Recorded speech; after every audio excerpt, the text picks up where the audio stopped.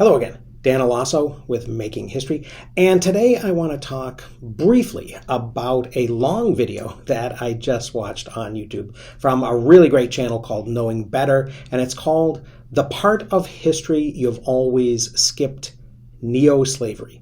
And this video is nearly an hour and 17 minutes long. So I am not going to do what I typically do with reaction videos and play the video and then stop it briefly and respond to things and comment on things, because that would take even longer than an hour and 17 minutes. What I am going to do is I'm going to use some clips that I collected and a couple of short passages of the video and talk about them, because I think that there's a lot in this video, and although I kind of share its author's frustration that a lot of these topics are not discussed, I do think that maybe a single video is not the best way to cover them all, because several of them deserve to be talked about in even more depth. One of the first things I'll say is I will agree that this is a serious and complex and infuriating topic. The idea that we teach children, and now we teach adults, not only in many universities, but also on the web through institutions like PragerU, which this video takes direct aim at and parodies. These are problems, and these are problems that should be addressed. And actually, I'm thinking that I may go ahead and actually do some reactions to PragerU. I think that might be fun. I think it would probably be controversial. I think I might gain some viewers, although I'll probably get some hate mail if I do that as well. Now, Knowing Better says that he feels a bit guilty because he was taught, and he himself taught, what he is calling the standard American history myth. And this is problematic. This is the way that we teach people who become social studies and history teachers in our elementary schools, in our middle schools, and in our high schools. And oftentimes, when people do get into graduate programs, they are exposed to historiography. And they are exposed to some of the controversies and the differences of opinion about not only facts, but interpretation of historical events and of the themes and the meanings of American history. But oftentimes that doesn't happen till graduate school. So a lot of the people who are teaching out in our schools have not been exposed to this, or haven't been exposed to enough of it to give them the perspective that they need. He talks several times about the Constitution as a freedom-loving liberty document. I think that's funny, and I think that the Constitution and the relationship of the Founding Fathers with slavery is problematic and needs to be addressed in much greater depth. I think that's something for another video, though. Similarly, the idea that I think he's right, PragerU does push that the Civil Rights Act of 1964 and the Voting Acts Right of 1965 took care of the problem, and we've solved racism in America with those things, is obviously very problematic. He then goes on to say most Americans are never taught that maybe the system is rigged against them.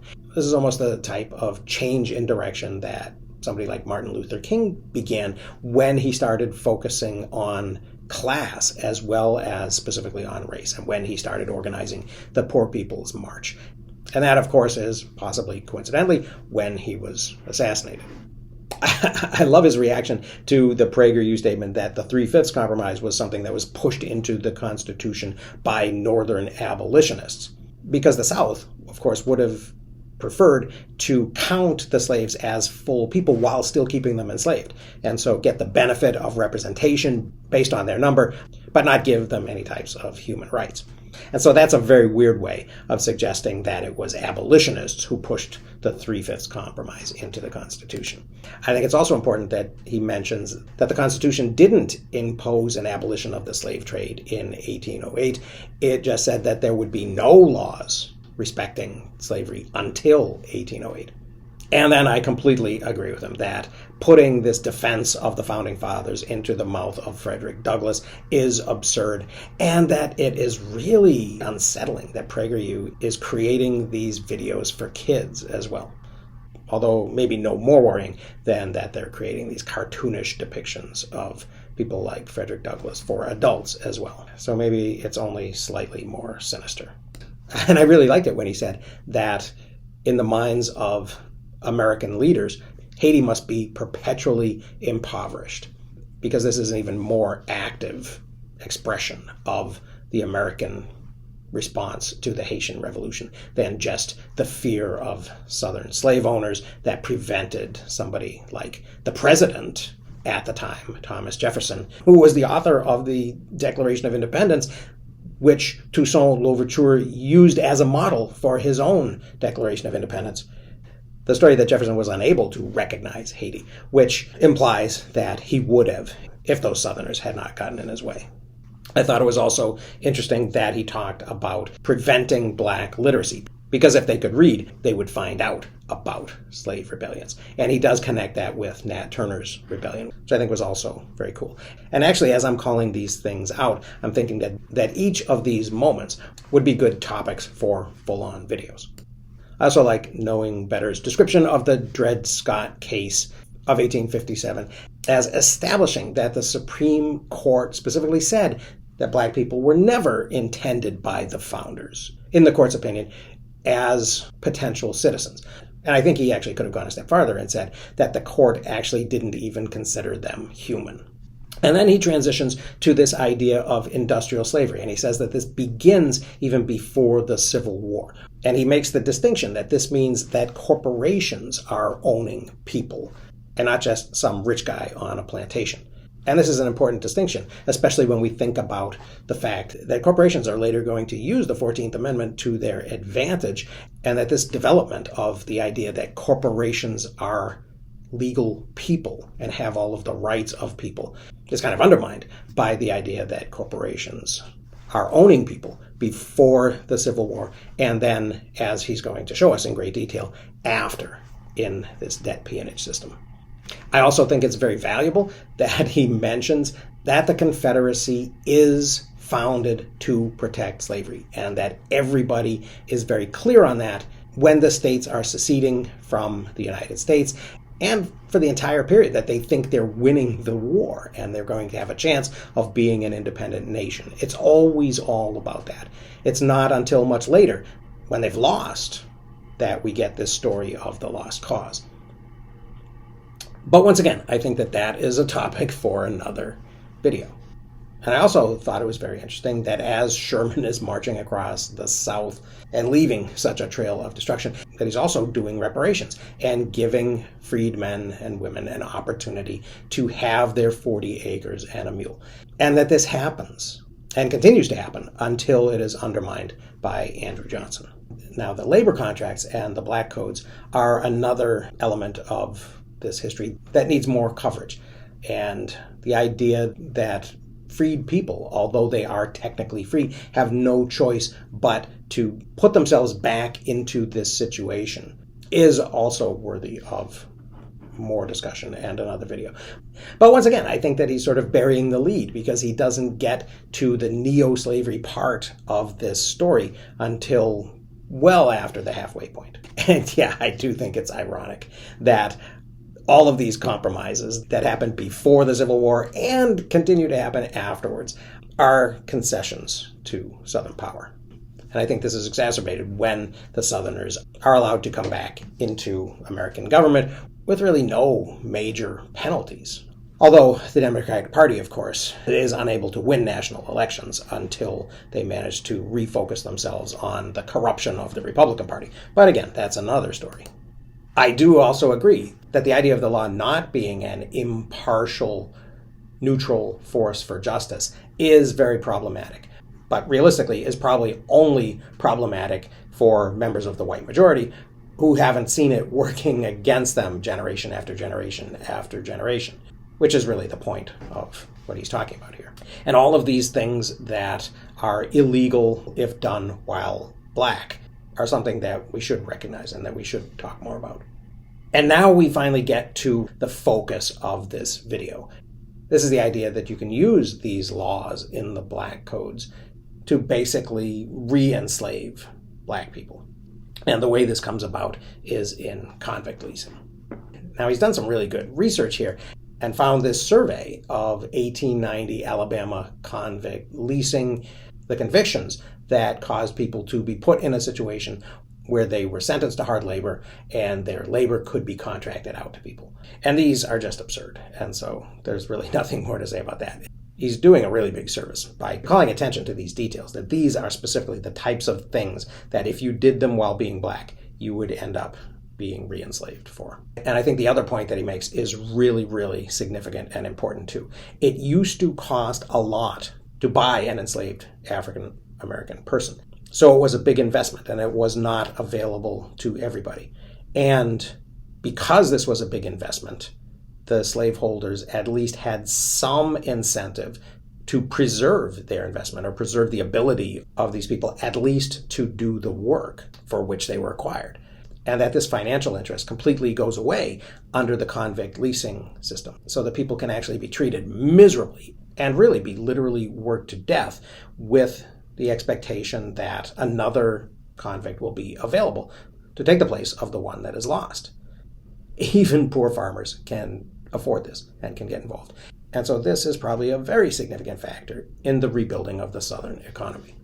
And then he explains that the system is so rigged against these nominally free African Americans that plea bargaining arises, which at the time is called confessing judgment. And that leads to this designation of not given as the largest criminal category. Because when the whole system is run by whites who are collaborating with each other, there is no way that an African American man who is brought up in front of this system is going to avoid being convicted of something. And that's all it takes. In 1898, the largest criminal category for convict laborers in Alabama was not given. In September 1901, John Davis was arrested for vagrancy. When that charge could not be proven, he was judged guilty of obtaining goods under false pretense and ordered to pay a fine of $75. A man named John W. Pace paid his fine for him, and they signed a 10-month labor contract. After 12 months on Pace's plantation, Davis was sold to another farmer for $50. It's unclear how long he was held there. John Davis was arrested by a man named Robert Franklin and judged by a justice of the peace named James Kennedy, both of whom were employed by John W. Pace. In May 1903, the Department of Justice announced an investigation into Pace's slavery ring, and John Davis would eventually testify at the trial. Here's how the federal prosecutor in the case, Warren Reese, described the scheme in his own words. There have been flagrant abuses and violations on the part of wealthy and influential men. These violations have not been confined to one or two periodical and independent instances, but it has developed into a miserable business and custom to catch up ignorant and helpless Negro men and women upon the flimsiest and most baseless charges, carry them before a justice of the peace, who is usually a paid hireling of these wealthy dealers. The victim is found guilty and a fine is assessed, which, in the beginning, cannot be paid by the victim. And then it is that one of these slave dealers steps up, pretends to be the friend of the Negro, telling him he will pay him out if he will sign a contract to work for him on his farm. The Negro readily agrees rather than go to the mines, as he is informed he will have to do. His fine is paid, the contract is signed, and the Negro is taken to the farm or mine or mill or quarry of the employer. Placed into a condition of involuntary servitude, he is locked up at night in the cell, worked under guards during the day from 3 o'clock in the morning till 7 or 8 o'clock at night, whipped in a most cruel manner, is insufficiently fed or poorly clad. In fact, the evidence in nearly all the cases investigated reveals that the Negro men are worked nearly naked, while the women are worked in an equally disgraceful manner. Brutal things have transpired, and sometimes death has resulted from the infliction of corporal punishment. If they run away, the dogs are placed upon their track, and they are invariably retaken and subjected to more cruel treatment. When the time of a good working Negro is nearing an end, he is rearrested upon some trumped-up charge and again carried before some brave justice and resentenced to an additional time. In this way, Negroes have been known to have worked in these places and in this situation for years and years. They can get no word to friends, nor is word allowed to reach them from the outside world. They are held in abject slavery, without any knowledge of what goes on in the outside world. The indictments so far found are based upon some 25 Negro men and women who have been the subjects of these violations. These are some of the most severe instances, but it has been discovered that there are hundreds of other cases. I know what you're thinking. Oh, well, it was only a few hundred people. That doesn't sound that bad. Nope. In the years after the Civil War, over 800,000 people were caught up in this system. This was one indictment in one county in one state, and there were hundreds of victims. During the same period, there were similar cases being heard in Georgia, Florida, Texas, basically everywhere. To put that in perspective, we freed 4 million black people and then re-enslaved a fifth of them as convicts and debt peons. And before you go thinking that these cases had a happy ending, remember the primary question of this video. I also thought it was very valuable that he called attention to the U.S. Supreme Court's argument in 1883 in the civil rights cases that, well, this slavery problem has been solved, and these black people have to stop complaining and thinking of themselves as a protected class and have to just think of themselves as American citizens with all of the rights and responsibilities of American citizens. And I think it's ironic that the same argument was made a couple of years ago that we no longer need the Voting Rights Act because, hey, we've solved that problem.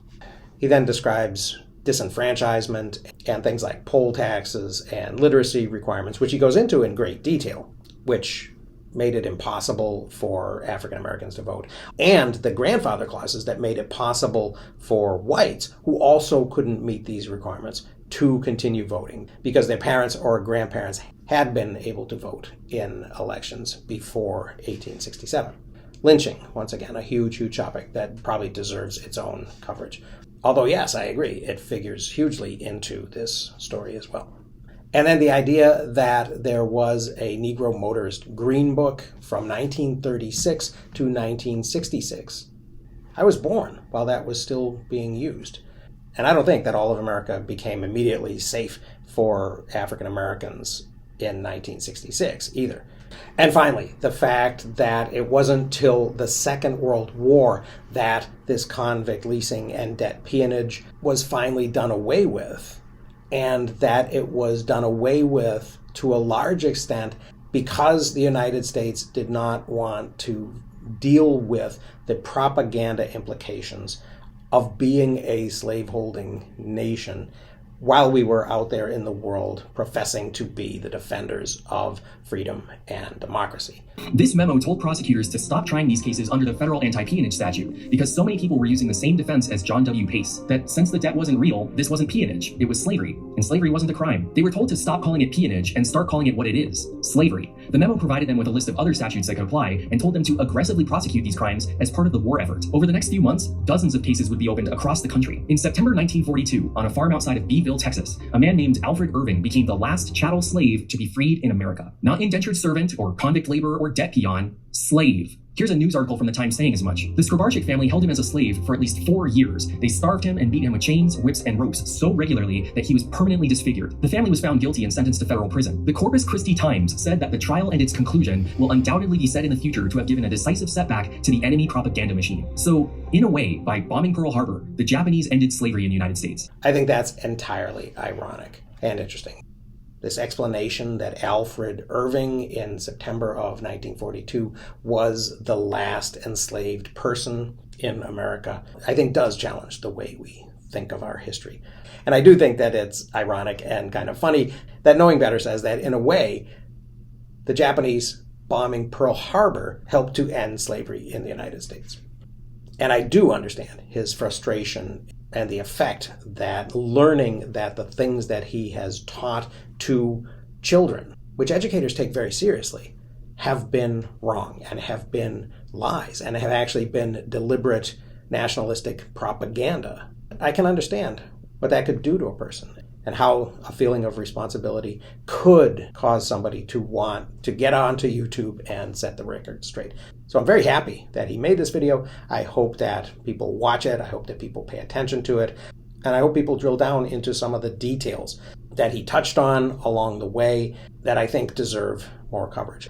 And I will certainly try to cover some of the ones that I paused on and mentioned in greater detail in the coming months. So I think this was a great video.